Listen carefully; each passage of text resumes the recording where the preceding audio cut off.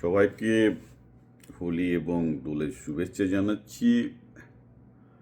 এই festival of কালারের সাথে সাথে ডেফিনেটলি উপসাগরের এই যুদ্ধ, ইরান বনাম ইসরায়েল বা আমেরিকার এই যুদ্ধ সবাইকেই বিপদে ফেলে দিয়েছে।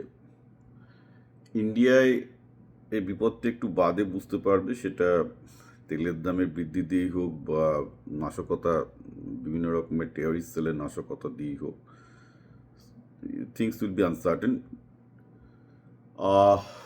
একটা জিনিস তো বোঝা যাচ্ছে না যে যুদ্ধটা কোন দিকে গড়াবে, কারণ এটা এক্সপেক্ট করা হয়েছিল যে ইরানের টপ লিডারশিপের প্রায় 50 জনের মতো নিহত হওয়ার পর হয়তো ইরান আমেরিকার সাথে একটা সমঝোতা করবে। ডোনাল্ড ট্রাম্পও সেরম ভেবেছিল এবং আমার প্রথম কয়েকদিন রিপোর্টিংও সেরম ছিল, যেটা ধরে নেওয়া হয়েছিল যে কেন্দ্রীয় নেতৃত্বের মৃত্যুর পর ইরানে একটা নতুন লিডারশিপ আসবে, তারা আমেরিকার সাথে একটা সমঝোতা করবে, খেল খতম, থিংস উইল বি ওভার। কিন্তু আপাতত যা দেখা যাচ্ছে, ইরানের এই রিজিম, আর আমি আবার বলছি রিলিজিয়াসলি র্যাডিক্যাল, অর্থাৎ তারা ধর্মান্ধ এবং তারা ইহকালের থেকে পরকালে বেশি বিশ্বাস করে, অতএব তারা মৃত্যুর জন্য প্রস্তুত এবং তার জন্য তারা যে গেম প্ল্যানটা নিয়েছে সেটা হচ্ছে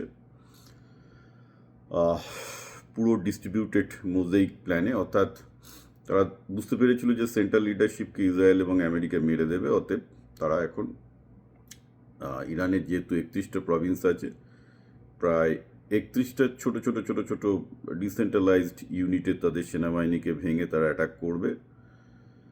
ডিসেন্ট্রালাইজড এই ধরনের লিডারশিপের বিরুদ্ধে যুদ্ধ করার জন্য কোনো স্ট্র্যাটেজি আমেরিকার বা ইসরায়েলের আছে বলে আমার মনে হয় না, কারণ সমস্যা হয়ে যাচ্ছে কি যে যদি একটা সেন্ট্রাল লিডারশিপ থাকে তাকে মেরে ফেলা খুব সহজ, 31টা লিডারশিপের মারা ডেফিনেটলি তার ইন্টেলিজেন্স জোগাড় করা না হলে তো মারতে পারবে না, তো things will be very difficult.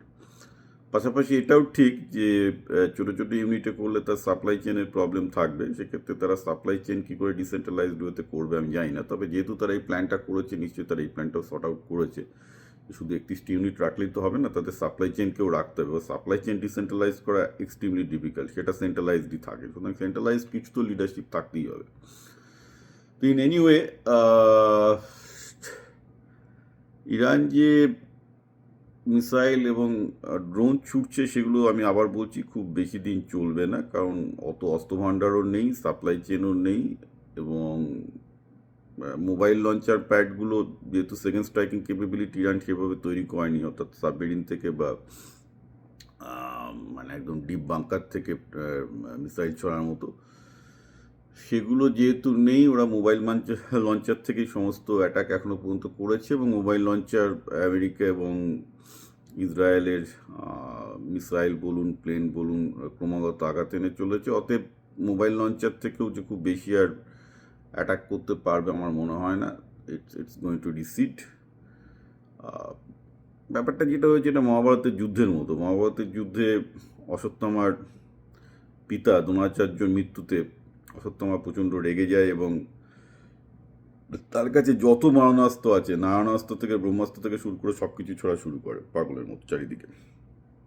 ইরানের এখন সেই অবস্থা, ওরা ধরে নিয়েছে যেহেতু এখানে আর হারার কিছু নেই, মানে সুপ্রিম লিডার মারা গেছে তারপর তো হারার কিছু বাকি থাকে না, অতএব তারা এখন সব দিকে অস্ত্র ছুটছে, ছুড়ুক, সেটা দুদিনের মধ্যে শেষ হয়ে যাবে, মোবাইল লঞ্চারও আর ধ্বংস হয়ে যাবে, ওটা কোনো ব্যাপার নয়। কিন্তু যেটা ব্যাপার হয়ে দাঁড়াচ্ছে এই ডিসেন্ট্রালাইজড ওয়ারফেয়ারের জন্য,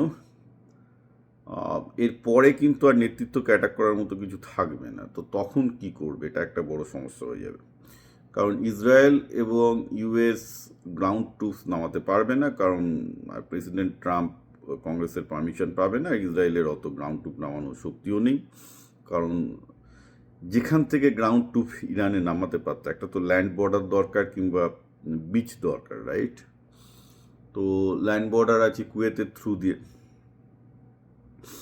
একমাত্র আমি যতদূর জানি কুয়েতের ইরাকের থ্রু দিয়ে করতে পারত, এরা তো কেউই অন্তত ইসরায়েলকে তো দেবে না, আমেরিকার দাবি করে নিতে পারে সেটা অন্য, বা আফগানিস্তানের মধ্য দিয়ে করতে পারত, কারণ ইরানের ল্যান্ড বর্ডারে আছে পাকিস্তান, আফগানিস্তানটা, তবে শুনছি পাকিস্তান দেবে, অফকোর্স পাকিস্তানের সাথে ইউএসের সম্পর্ক খুবই ভালো, একমাত্র পাকিস্তানের থ্রু দিয়ে, সেটাও তাও ইসরায়েল পাবে না, ইউএস পেতে পারে, ইউএস ল্যান্ড আর্মি নামাতে পারে পাকিস্তানের থ্রু দিয়ে, কিন্তু সেটা আনলাইকলি, কারণ এখানে কংগ্রেস থেকে অনুমোদন পাবে না। তো ল্যান্ড আর্মি না নামালে এদিকে এরা যদি বলে যে না তুমি যত খুশি আমার ওপর বোম্বার্ডমেন্ট করে যাও, আমার কিছু যা আছে না, আমরা মরবো কিন্তু আমরা দাঁড়িয়ে থাকবো, এই হয়ে গেছে সিচুয়েশন।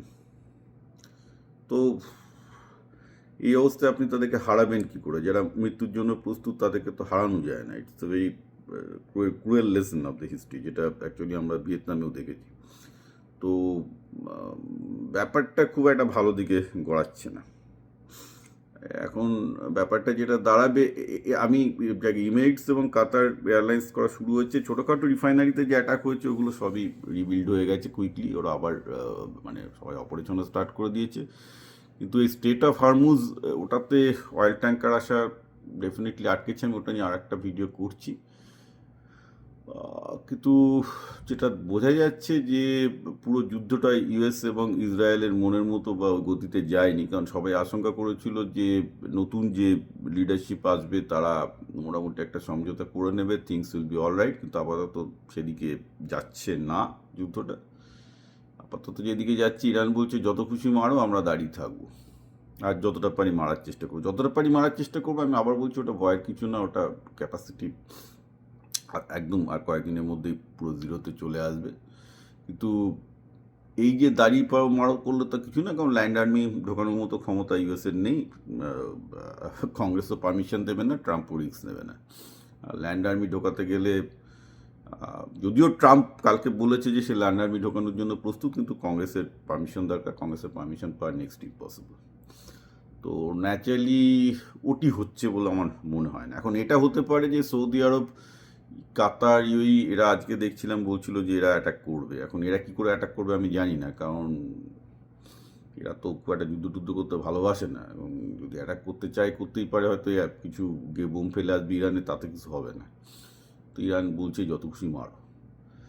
তো এইবার এটা নিয়ে একটা পুরো খিঁচ হয়ে গেল, মানে মিডল ইস্ট একটা খিঁচ জায়গায় চলে গেল, এবং এইরকম একটা সিচুয়েশন চলে গেলে this will be bad stalemate, এবং সেক্ষেত্রে